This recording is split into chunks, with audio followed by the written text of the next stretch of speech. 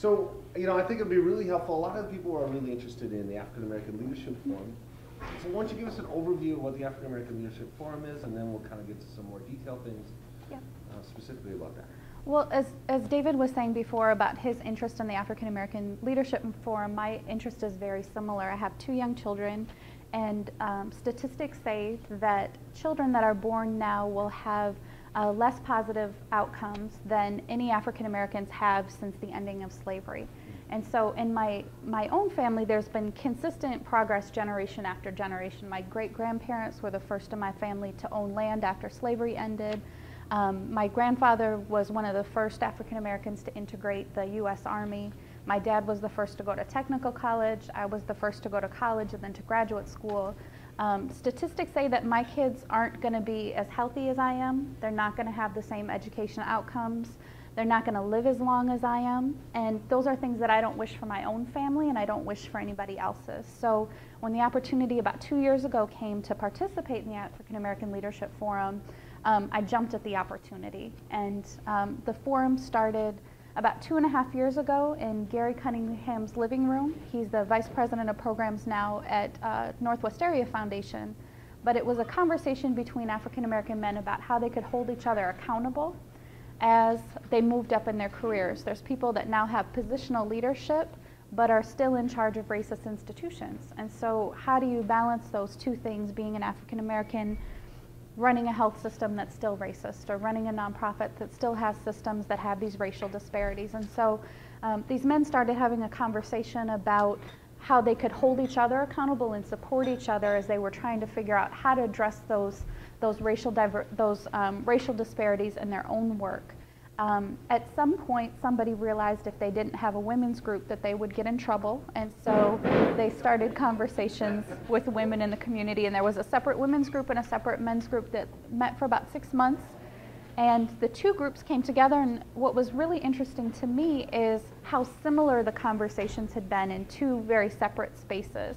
And the conversations were about how to strengthen the community, how to really focus on African American children, and how to help move from this reactionary thing that we've been in for, I don't know, forever-ish, to something where we're more proactive and we're deciding what do we want to see happen in the community. You know, we've been working really hard together to make sure that those negative projections don't become the reality in the community. And we do this by developing a forum where the African American community determines its own policy agenda and works together to figure out what are the possibilities that exist in the community, and what is it going to take for us to work together to actually make that happen. I think that we all bring really diverse perspectives to this work, but the things that have really held us together are this idea that we're moving to a better future together, and that if we start to change how we work together, that the outcomes can be different. So for me, it's been a really wonderful experience to develop deep relationships with a very purposeful engagement about changing what happens in the Twin Cities. For the African American Leadership Forum, it started here. There are now 4 sites across the country.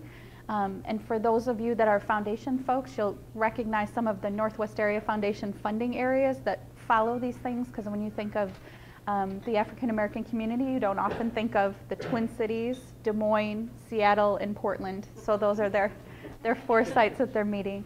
So I was talking to some funders in New York about the work, and they said, I think there's more African Americans on my block than you have in Minnesota.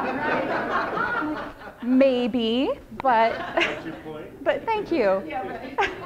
But if we can handle these issues here, I think it's some great models that we can move forward in some other places as well, where there may be a slightly larger population.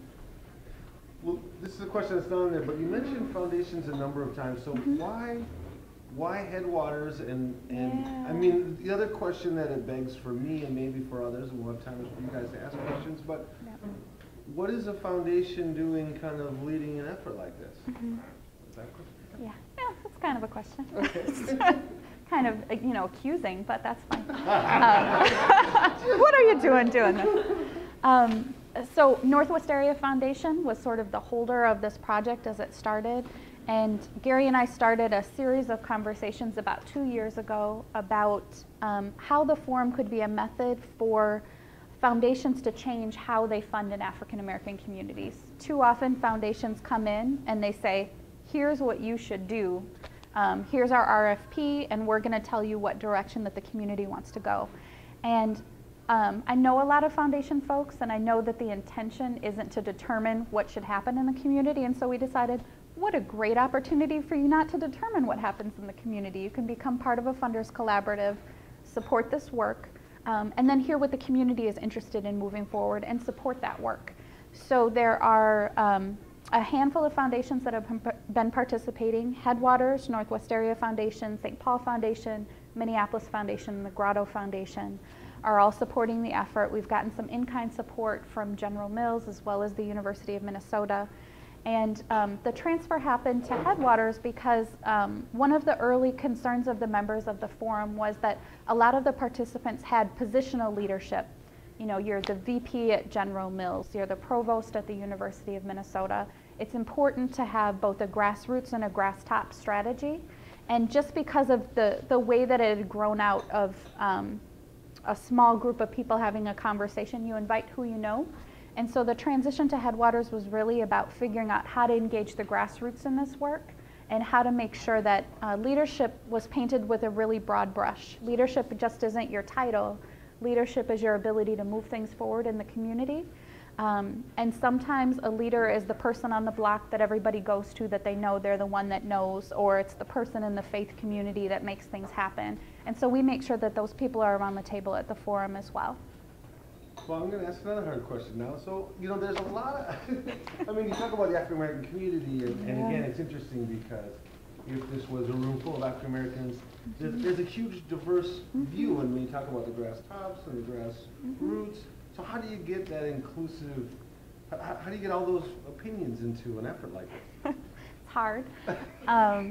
You know, we have 380 people that are participating in the forum. So in the last 2 years, it's grown from 5 people to 380. Did I say 280? We have 380 people participating from across sectors: nonprofit, government, academics, business, young people, older people, city, suburban. I mean, it's the broad gamut. And so when you start to talk about people lining up around a policy agenda, we've all been around these tables before where you find that sticking point where you can't agree and it breaks up. And as people have participated in the forum, that's the first sort of thing. They walk in and they look around and they see people that they've been in meetings with before and they go, I've done this. I'm not going to do this again. I'm not going to do 6 months worth of meetings and we don't get anywhere. But what's different is how the work happens. And I credit Gary a lot with building this based on relationships and mutual respect. And there's a value system that comes with participating in the forum. We orient members before they come into the work so that they understand what's happened before they came to the table, so that we're not starting from scratch every time there's a new person at the table. And people agree to a shared set of values and how they treat each other. And for me, that's been the biggest difference, because if you start with the idea that we're all in this together and we're trying to move something forward, and of course we don't agree on everything, if we could just focus on the 95% of things that we do agree upon and work on those things, we'll get much farther than we ever have before. And I think that's been what's really changed and moved this effort forward. The other opportunity that we give is that, you know, you don't agree on everything. So when North High, when the closing situation happened, the education work group talked about it, and the conversation was really, it needs to close. It's not serving kids. They're not graduating. Parents have voted with their feet a long time ago. And so we're going to support the superintendent in her decision to close North High School. Is that a popular decision? Oh, no. Is it a popular decision amongst the entire forum? No. And so people had the opportunity to sign on to that letter of support. You do or you don't. And it's not an all or nothing. If I disagree with that, then I don't participate in the work of the forum. It's if I agree with that, then I'm going to support that and I'm going to move that effort forward behind it. And if it's something else, then I'm going to move forward behind that. But we use the work groups that we have as an opportunity for people that are digging really deep in these specific issues to make a decision about what is the work group's position. And then people that are members of that work group can choose to support that. And then members of the larger forum can really rely on that work group as experts on that issue area.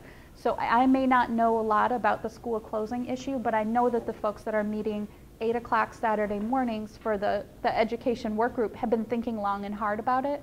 And if they think that there's something better for kids in North Minneapolis, then I'm on board with what they say. So it's that shared trust and support that makes a big difference. The other thing that I think is really interesting, there was a concept that came up in the forum very early on about the idea of a nodding coalition. And one of the members, Paul Williams, who's the deputy mayor now in St. Paul, he said, you know, there are too many times where I present in front of city council and all I see is people with their hands across their thing. And, you know, people aren't visibly supportive about what I'm trying to move forward. And you can hear people in the back saying, well, who said he was in charge and he doesn't know what he's talking about? He said, if people could just nod and act like I know what I'm doing, that would be really helpful. So we realized that, you know, there are times where we need to put our faith and trust in other people that we trust to move things forward. Paul knows a lot more about city issues than I do. And if I trust his judgment, we're not going to agree on 100% of things, but I can visibly show my support for him and the work that he's doing and help him move those ideas forward.